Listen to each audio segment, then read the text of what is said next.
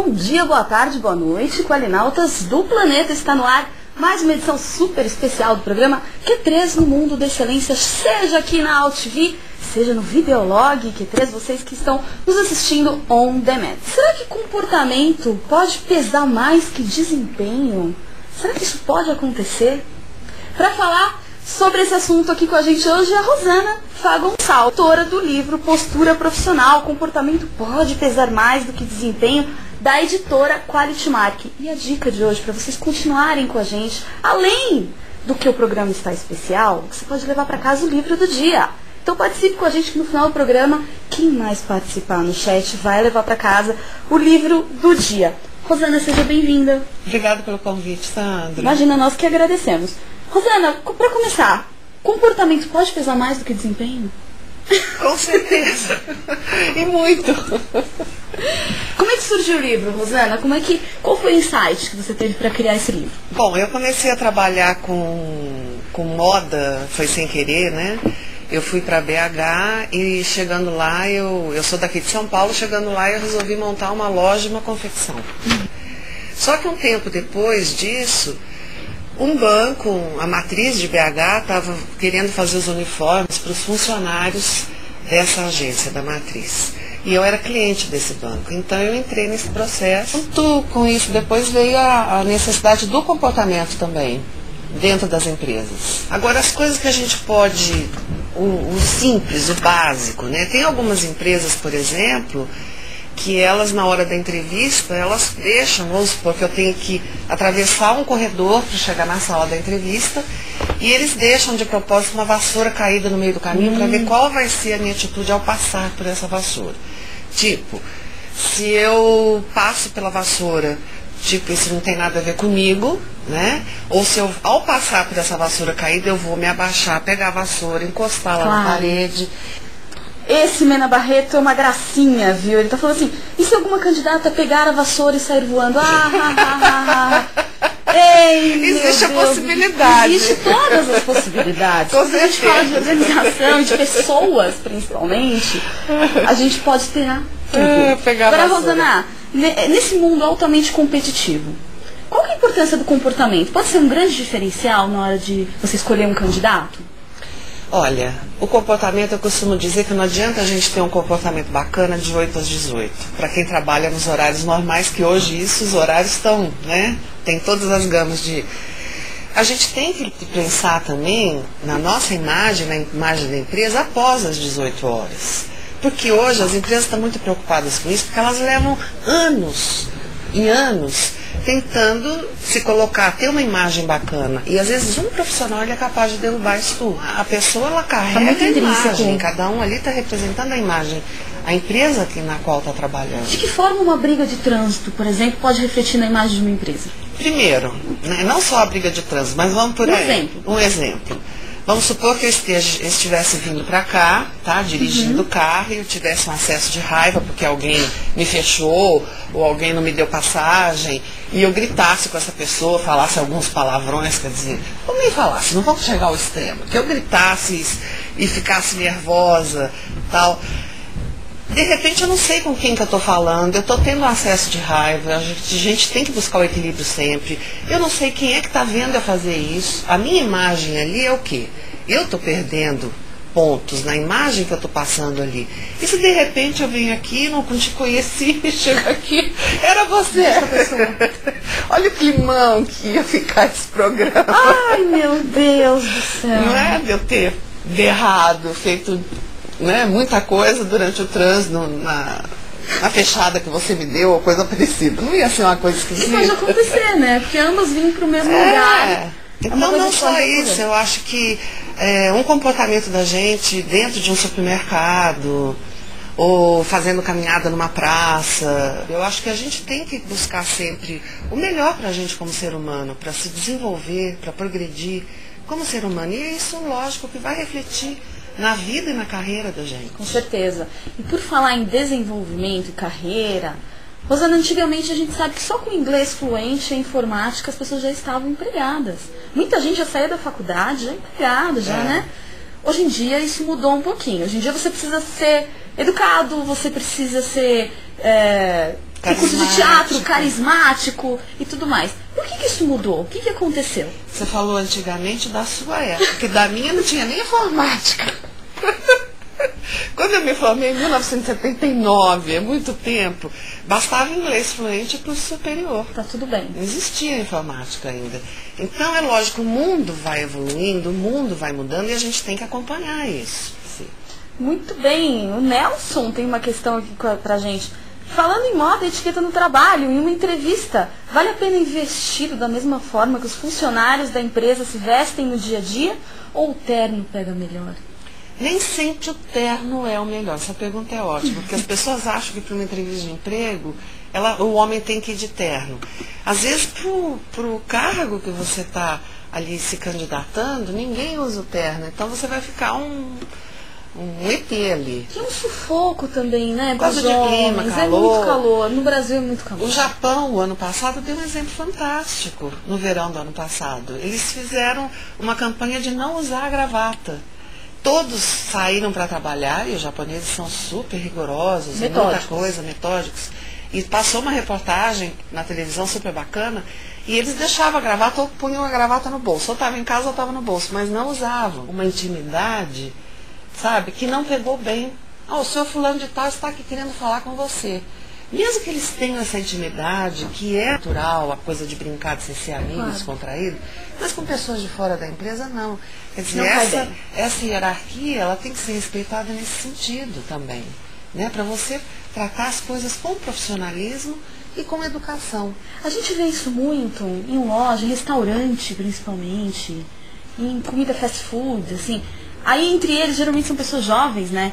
Fulano, você não sei o quê. Não sei... Quer dizer, a pessoa que está comprando ali não tem obrigação nenhuma de ouvir aquele tipo de brincadeira também. Exato. Acaba sendo até agressivo com quem está comprando. É o respeito ao outro, respeito ao outro. Né? Você tem que se respeitar e tem que respeitar o outro também. A gente não pode invadir o espaço do outro em nome de eu tenho direito de fazer isso. Você tem direito, mas eu também tenho direito de não querer saber o que você está falando. Exatamente. Né? De você invadir saber da sua vida espaço. pessoal. Mesmo. Descontração no ambiente de trabalho, Rosana, você comentou isso. Como é que a gente faz? Sexta-feira livre, né? Que o pessoal vai mais despojado, não precisa ir social. O que pode e o que não pode? É aquele decote, é aquela saia, vai shortinhos? Como é que funciona isso? As pessoas acham que porque a sexta-feira livre vale tudo, e não é vale tudo, né? Primeiro a gente tem que ver o perfil da empresa. Então, se o perfil é formal, se é informal. Quer dizer, a empresa que é informal, ela vai ser mais descontraída, a pessoa na hora de se vestir, isso sem problema algum, cor de esmalte, maquiagem e tal. Mas algumas coisas não são viáveis, independente do perfil da empresa. Então, para as mulheres, o que não é viável, mesmo sendo sexta-feira livre? Não combina com nenhum perfil de empresa. Roupas coladas ao corpo, decote ombro a ombro, que é bárbaro, né? Mas não para uma empresa, para a média do padrão brasileiro, tá? Onde é a maioria, como é que funciona na maioria. Decotes ousados, com ou sem silicone, não importa. O que é um decote adequado? É você medir aqui na altura da cava. Então, você medindo aqui, essa é a altura do decote adequado. Olha que interessante. Então é fácil, é só aqui. A altura da cava você traz para cá, é a altura do decote adequado. Mais para baixo já não funciona. Para a moda do trabalho. Mini saia, independente da moda, qual é. Geizes! Por favor! Sabe o que acontece? A televisão, tá tudo tão misturado, gente, tá tudo tão bagunçado. Você absorve tanta coisa, você recebe sem referência. Fica sem referência. Então a televisão, por exemplo, as novelas, elas mostram coisas que funcionam em algumas situações e outras não. Então, se é um escritório, por exemplo, de arquitetura, tá, que é mais descontraído e as mulheres vão... Ou de publicidade, que a sexta-feira às vezes eles fazem até umas brincadeiras de irem maquiados. Isso, que as mulheres outra coisa, outro assunto, né? A saia um pouco mais curta, tal, mas isso não é o que vale para o geral, né? Então, fica meio complicado das mulheres absorverem, entenderem o que é válido e o que não é. Porque o que é mostrado é um vale tudo. E as empresas não estão a fim disso. Um ponto muito importante. Nesse mundo globalizado, a gente recebe uma série de informações. E a gente consegue mudar os nossos referenciais por conta dessa série de coisas que são jogadas pra gente, isso muda. Com certeza, porque, por exemplo, se eu sou uma pessoa que está ingressando no mercado de trabalho, eu não sei como é que funciona isso, como é que não é tal. Eu vejo que a sensualidade está banalizada, mesmo dentro das novelas que eles mostram isso dentro das organizações, usar um decote, eu acho que aquilo é ser moderno. Eu acho que aquilo é o certo. Então eu embarco nessa. É essa a confusão toda que existe. Então, eu acho que fica muito melhor a gente ter o referencial do que não pode numa empresa e numa cesta livre, que a pergunta iniciou por aí, a gente vai devagando, para as mulheres. Decotes ousados, mini saia, o máximo são 4 dedos acima do joelho, mas aí você tem que sentar e ver se a saia não subiu muito. Se é uma saia justa, na hora que você senta, ela vai subir. Se é uma saia larga, não. Isso é uma coisa harmônica também, né? Tem gente que pode usar uma sainha, sainha que eu digo nos limites que você está colocando. Tem gente que fala, não, eu já não me sinto tão bem. Eu acho que é importante você se sentir bem também. Né? Quando você se sente bem, a outra pessoa vai entender isso, você vai passar. Você tem que gostar, né? Tem que gostar. Transparência não combina, costas de fora não combina, alça fina, tá? A alça muito fina, às vezes com alça de sutiã aparecendo. Então são coisas que a gente tem que ter esse cuidado para a bicharada toda, sabe? Eu sempre falo, esqueçam a bicharada, oncinha, tigrinho, zebrinha, porque remetem ao fetiche, não tem como.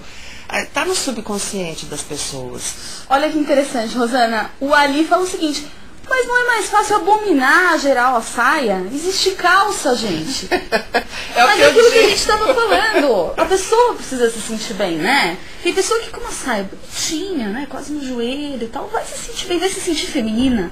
Não se sente feminina? E acho que é importante. Exato, eu concordo totalmente com ele. Eu digo assim, que existe. Qual é a diferença que a gente precisa ter básica? Moda empresarial e moda social. Existem duas coisas diferentes, tanto para homem quanto para mulher. Então, a moda empresarial é a moda própria para o trabalho, é aquela que eu vou usar para trabalhar. E a moda social é aquela que eu vou sair, é a roupa que eu vou usar para sair, me divertir, passear. Então, não tem como você ir com shortinhos trabalhando. Imagina um diretor, uma diretora, né? Indo com uma roupa tão ousada assim. Não funciona, né, Rosana? Você falou em liderança hoje, existe um conceito muito forte, porque com a história da sustentabilidade, né, da reciclagem, do respeito ao planeta, tal, o desenvolvimento sustentável, onde as organizações estão muito preocupadas com isso, por nossa causa, a gente está cobrando, a gente quer preservar o planeta, não tinha como isso não seguir, não chegar também no mundo empresarial. Então hoje se quer o quê? Uma carreira sustentável, a liderança responsável. E como é que a gente vai ter essa carreira sustentável? É sempre pensando na coisa da liderança, como você falou. Eu vou dar exemplo não só para quem está abaixo de mim, eu posso dar exemplo para quem está no meu nível e para quem está acima também. Eu tenho que ser responsável pelos meus atos e ser exemplo. Certeza. Eu tenho que pensar sempre, o que eu estou fazendo está certo, é correto, é justo. Sabe, hoje todos nós somos referência, todos nós. E por aí a gente então vai tendo atitudes que são mais viáveis, né? No mundo que está meio bagunçado. As coisas estão meio, Rosana. Você foi bondosa. A gente perde o referencial. Então a formalidade que antes existia, ela está sendo quebrada, o que eu acho que é válido também, porque, como eu falei, o mundo está evoluindo, a gente tem que acompanhar isso. Mas não é que ela tenha que ser quebrada a ponto de só ficar a informalidade como regra do jogo. A formalidade, ela ainda vai continuar existindo no momento que eu tenho que me preocupar em não invadir seu espaço, em ser educada, em dar exemplo, em ser referencial. Então, isso torna a minha vivência, a minha atuação na vida como uma pessoa responsável. Eu tenho que parar, eu não posso simplesmente fazer o que me dá na telha. Claro que não. A gente vive em sociedade, quer dizer, tem regras. Se eu não pagar minha conta de energia elétrica, eles vão cortar. Eu vou ficar sem energia elétrica, quer dizer, eu tenho deveres, eu tenho obrigações, né? Diante da sociedade, diante da vida. E é por aí que funciona. Muito bem, por falar em regras, o papo está ótimo, mas a gente vai fazer uma paradinha para o intervalo, daqui a pouco a gente fala mais com a Rosana para falar sobre postura profissional no mercado de trabalho. Até já!